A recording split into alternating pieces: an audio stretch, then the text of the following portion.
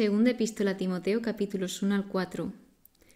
Si alguien te preguntara ahora, ¿por qué crees que la Biblia es confiable? ¿Qué le dirías? ¿Crees que la Biblia es confiable o crees que la Biblia no es confiable? Tú pues puedes decirle, si eres cristiano, porque es la palabra de Dios. O sea, sí, la Biblia es confiable porque es la palabra de Dios.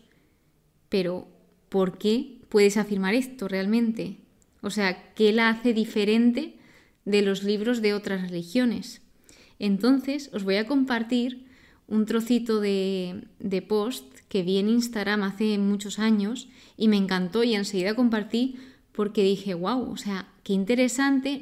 O sea, sí que había pensado de, ostras, ha pasado por muchas manos la Biblia, la pueden haber trastocado, pero aún así, cuando estaba yo en esas preguntas, en ese proceso, de repente, pues apareció este post y os lo voy a compartir porque es buenísimo. Estas son algunas razones por las cuales puedes confiar en la Biblia. La Biblia fue escrita por 40 diferentes autores en 3 idiomas diferentes a lo largo de 1500 años. Cada narración se entreteje para pintar una imagen consistente del Evangelio de Jesucristo. ¿Sabías que tenemos más de 5.000 manuscritos completos o parciales del Nuevo Testamento en griego? Si todo nuestro conocimiento sobre historia universal se basa en solo unos pocos manuscritos, entonces la Biblia sin duda es el testigo más confiable en la historia. Se ha demostrado que la Biblia es exacta en su contenido histórico y geográfico, y que arqueológicamente es precisa una y otra vez.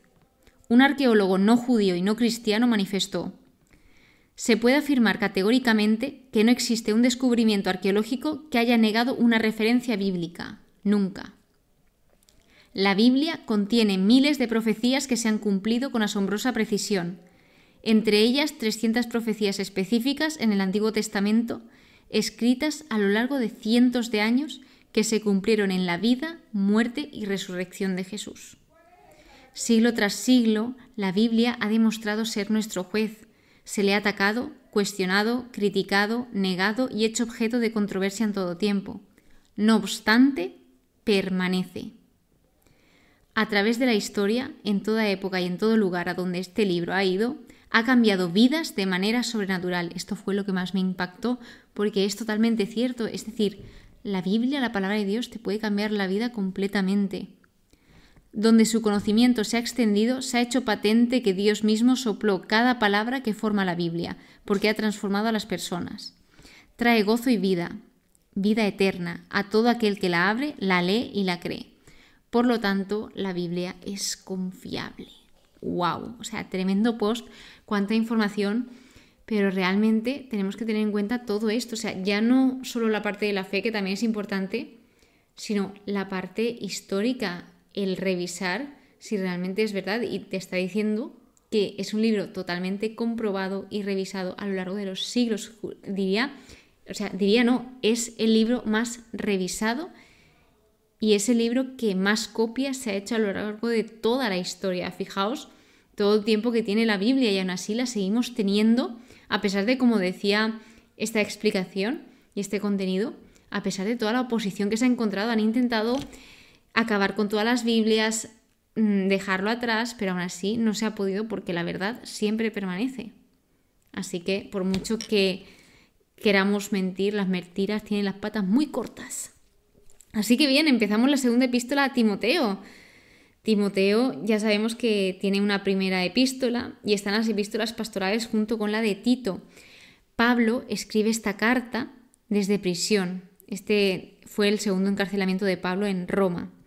Este es una carta muy especial porque es un escrito dirigido a una persona individual, no a una comunidad como solía hacerlo Pablo.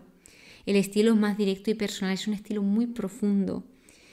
Y tiene un tono exhortatorio a Timoteo, responsable de la comunidad de Éfeso, que Éfeso no estaba muy bien, había muchas dificultades y Timoteo pues se ve que era una persona muy tímida, era una persona también joven, entonces pues se ve que tuvo un momento de crisis de decir, me quiero ir de aquí. Sin embargo, Pablo lo que le da son estas cartas con el propósito de animarlo y de recordarle cosas que puede que él olvidase.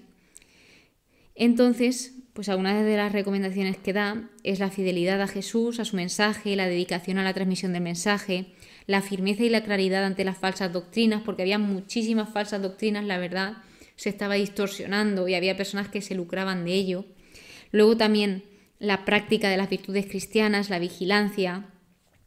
Decía una cosa muy bonita, que es que el conocimiento de las Escrituras, palabra del Espíritu Santo, ayuda a mantenerse fiel. Y la exhortación a la fidelidad y responsabilidad en el ministerio. Tiene una relación con las epístolas a los Colosenses y la epístola a Filemón. Y, ojo, es la última y la más personal carta de Pablo, colaborador y discípulo. Fijaos, o sea, Timoteo era colaborador y discípulo de Pablo y esta es la última carta de Pablo. Se ve como Pablo en esta carta menciona a varias personas por su nombre, lo que da un vistazo último a sus relaciones personales. Y se le suele llamar testamento espiritual de Pablo porque contiene sus últimas reflexiones sobre la fe, el ministerio y la perseverancia. Así que, wow, es como lo último. Y algo que me impresionó totalmente, que lo vamos a ver, es que dice, casi todos me han abandonado excepto Jesús, que está conmigo. Y él, a pesar de todo, o sea, él era humano, obviamente, o sea, Pablo fue una persona totalmente humana, pero que supo tener la mirada puesta en Jesús en todas las circunstancias y en todas las ocasiones. Y eso fue lo que a él lo mantuvo vivo en todas las adversidades, persecuciones. Bueno, Pablo pasó de todo, pues eso fue lo que a él lo mantuvo con vida, con ánimo. Dice, aunque no se menciona explícitamente en la carta, la tradición afirma que Pablo fue decapitado en Roma poco después de escribirla. Timoteo era obispo en Éfeso y enfrentaba desafíos en su ministerio, por lo que Pablo lo anima a mantener la fe y la valentía. Esta segunda epístola de Timoteo en específico es un recordatorio para los cristianos de todas las edades de que la vida cristiana requiere valentía, disciplina y fidelidad, que la fidelidad la destaca muchísimo. Entrando en ella, el primer capítulo es el saludo y la acción de gracias de Pablo hacia Timoteo. Habla del mismo, de Pablo, como encargado de anunciar la promesa de vida que está en Cristo Jesús, ese saludo de gracia, misericordia y paz. Me acuerdo de ti en mis oraciones continuamente. Pablo reconoce y le dice a Timoteo que él mismo, Timoteo, tiene una fe sincera, una fe que arraigó primero en su abuela y en su madre.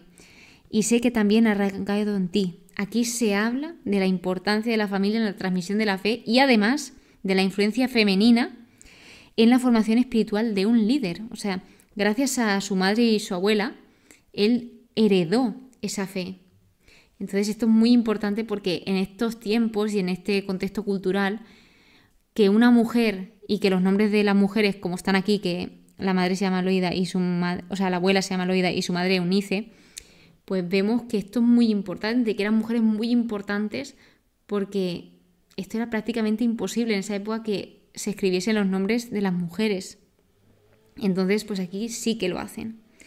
Los favores recibidos por Timoteo. Aquí le da una serie de recomendaciones, le dice que reavive el carisma de Dios que está en él.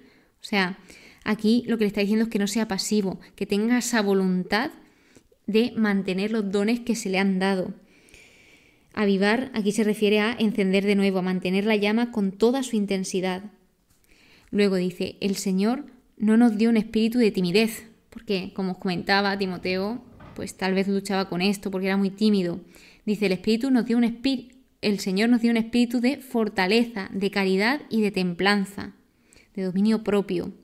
No te avergüences del testimonio, ni de mí. O sea, ya no solo que no se avergüence de dar testimonio de Jesús, sino que no se avergüence tampoco de dar testimonio de Pablo, porque, claro, o sea, Pablo estaba encarcelado, entonces muchas personas también estaban en contra de Pablo y dudaban de Pablo porque decían, claro, pues si él se supone que es cristiano y tiene a Cristo en él, ¿por qué está encarcelado o por qué le va tan mal?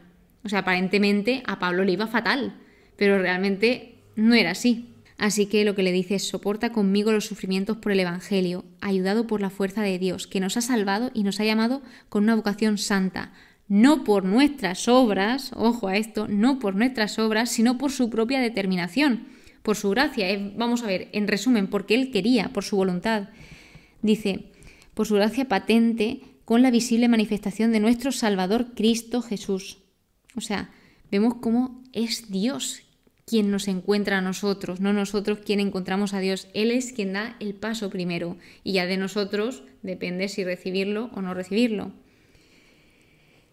Jesús quien ha destruido la muerte y ha hecho irradiar vida e inmortalidad por medio del Evangelio. Y luego otra cosa preciosa que me encantó y que es de mis versículos favoritos de este libro es el versículo 12 que dice: pero no me siento un fracasado porque sé muy bien en quién tengo puesta mi fe. Debemos de conocer lo que creemos y también en quién creemos. Esto es muy importante. Nombra a personas que lo abandonaron, en específico dice que lo abandonaron los de Asia, que la Asia que él se refiere es la actual Turquía. Y entre ellos pues habla de dos que lo abandonaron por vergüenza, se avergonzaron de Pablo y lo abandonaron. Y luego también da gracias a la familia de Onesíforo, que le reconfortó, no se avergonzó de él, lo buscaron. O sea, al final, fijaos el contraste. Y esto me hizo pensar de si a ti te tuviesen que describir en una frase en la Biblia, ¿cómo te describirían? ¿Como aquellos que abandonaron o como aquellos que reconfortaron, no se avergonzaron, que buscaron? O sea, esto es para reflexionar, ¿eh?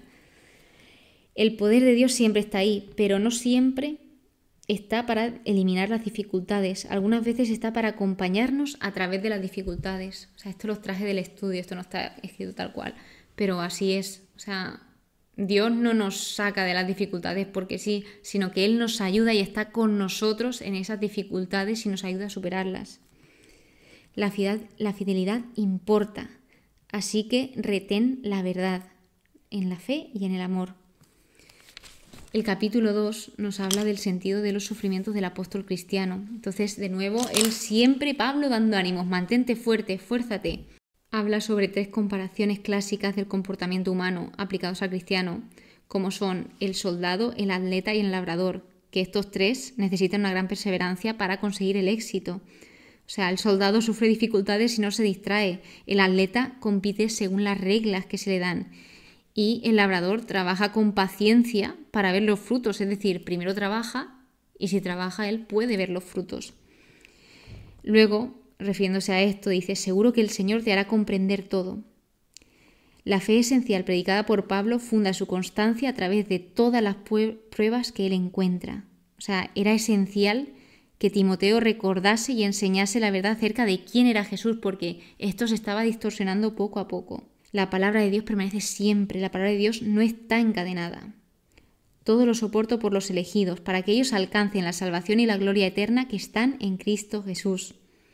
Se observa cómo la vida de Pablo no fue solamente para rescatar y ya está, o para fundar iglesias, sino que también para verlos crecer y volverse completos en la relación con Dios. O sea, él no es, fundo la iglesia, se han convertido y ya está, y se va. No, él también está en ese crecimiento, él quiere estar acompañando y por eso ahí se muestra esa atención, ese cuidado de las personas que él tenía.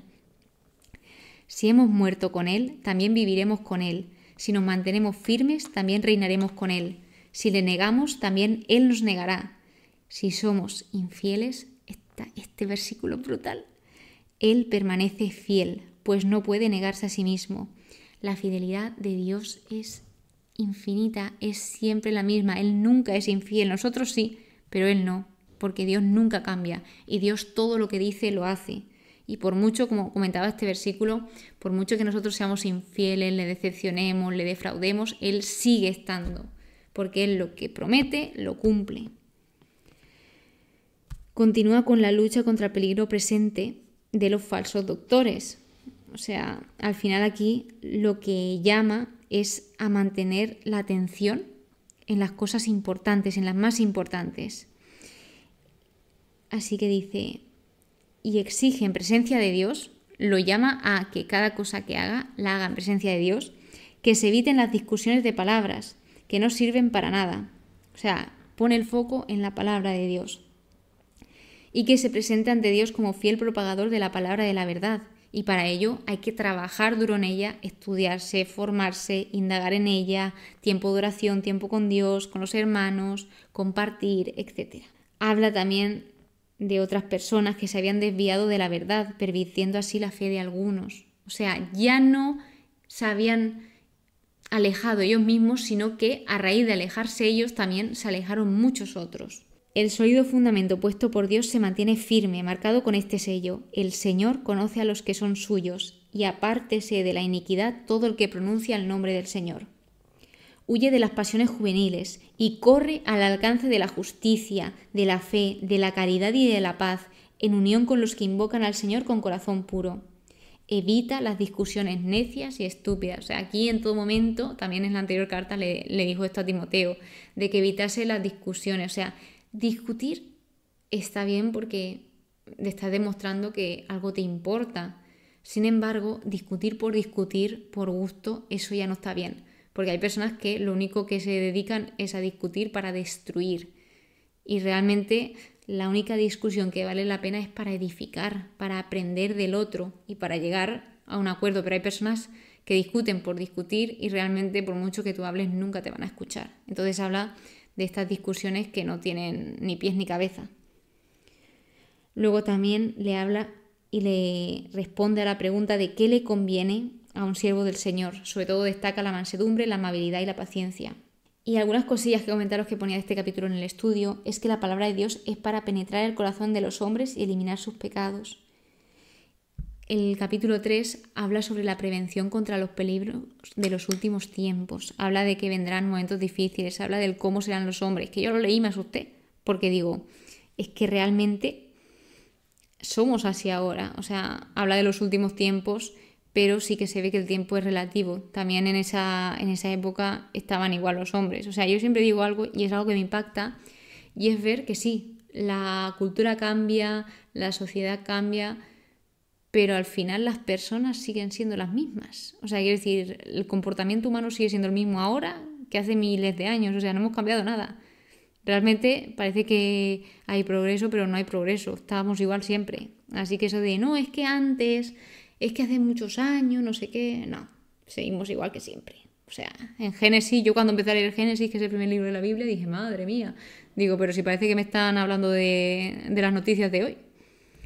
Así que bien, pues dejando esto a un lado, pues habla sobre estos hombres que realmente todo de cómo van a ser los hombres, dice, serán egoístas, ávaros, fanfarrones, soberbios, difamadores, rebeldes a los padres, ingratos, irreligiosos, desnaturalizados, implacables, calumniadores, enemigos del bien, traidores, O sea, realmente todo es debido al yo, al egoísmo, al egocentrismo.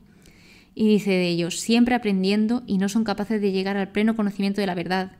Se oponen a la verdad. Son hombres de mente corrompida. Descalificados en la fe, no progresarán más. Y habla tú, en cambio, o sea, ahí marca la diferencia. O sea, sí, estos hombres pues hacen todo esto, pero tú marcas esa diferencia. Él, por ejemplo, habla de que me has seguido asiduamente en mis enseñanzas, conducta, planes, fe, paciencia, caridad, constancia, en mis persecuciones. O sea, y al final Pablo está diciendo, de todas las persecuciones me libró el Señor. Todos los que quisieron vivir piadosamente en Cristo Jesús, o los que quieran vivir piadosamente en Cristo Jesús, tendrán que soportar persecuciones. O sea, aquí ya advierte y avisa, porque la verdad duele, escuece, y al final, pues cuando tú dices la verdad, lo que sucede aquí, que deberán soportar persecuciones. Persevera en lo que aprendiste y creíste. Aquí se muestra la importancia de formarse continuamente en la fe. Las sagradas letras pueden proporcionarte la sabiduría que lleva a la salvación mediante la fe en Cristo Jesús. Entonces, ¿en qué está inspirada la Escritura? ¿Cuál es la naturaleza y el propósito de la Escritura? Pues aquí nos lo indica.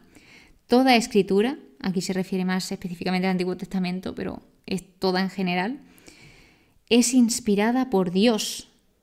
Es decir, que la Biblia es palabra de Dios, es inspirada por Dios. Obviamente está escrita por hombres. Por favor, ¿por qué queréis que esté escrita la Biblia?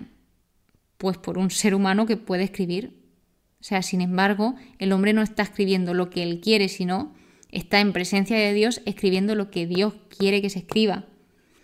Así que toda escritura es inspirada por Dios y útil para enseñar, para arguir, para corregir y para educar en la justicia. Así el hombre de Dios es religiosamente maduro y preparado para toda obra buena.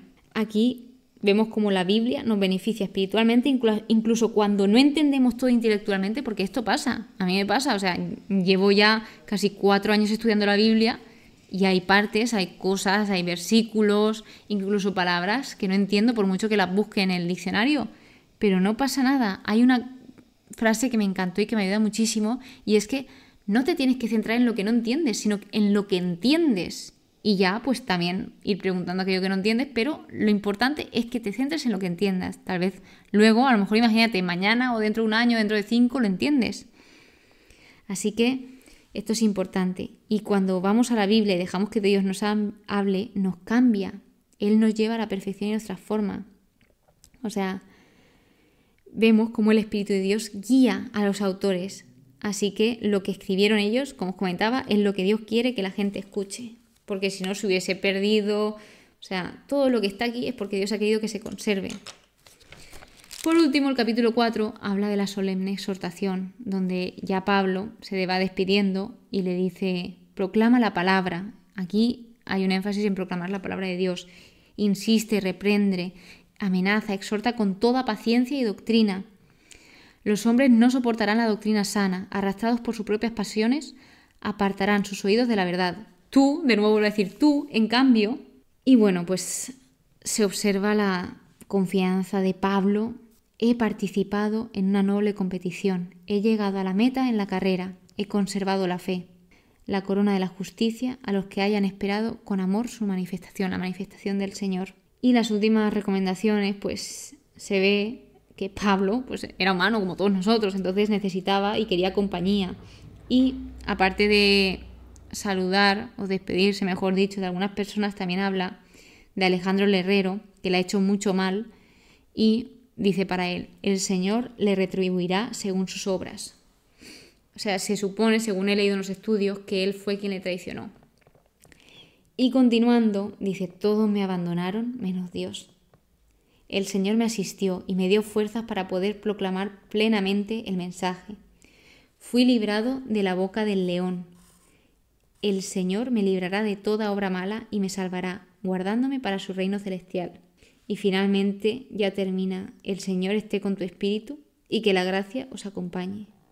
Todo esto refleja a un hombre que simplemente amó a Jesús y que había recibido su gracia. Un hombre que se había sentido perdonado, un hombre que se había sentido amado y que no quería guardarse eso para sí mismo, sino quería compartirlo con todos los demás.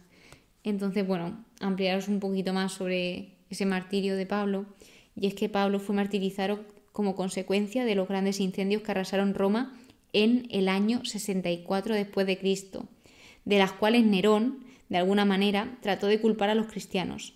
Según las tradiciones, fue decapitado en el mismo día que Pedro fue crucificado de cabeza. Pablo era ciudadano romano y legalmente no podía ser crucificado. Con esto se termina esta segunda epístola de Timoteo, son 4 capítulos. Es cortita, pero es muy intensa y muy profunda. Y el estudio es muy, pero que muy largo.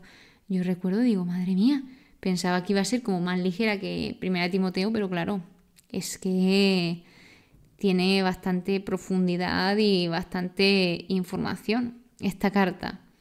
Así que, pues bueno, en el siguiente episodio os cuento más. Os cuento sobre qué he aprendido de este libro, sobre la conclusión, y sobre todo pues espero que hayáis aprendido un poquito más sobre esa fiabilidad que tiene la Biblia, que es un libro muy pero que muy revisado a lo largo de toda la historia y que a pesar de todas las dificultades que ha habido, aquí sigue. Muchísimas gracias por estar aquí, muchísimas gracias por escucharme, espero que pases muy pero que muy buen día y que Dios te bendiga.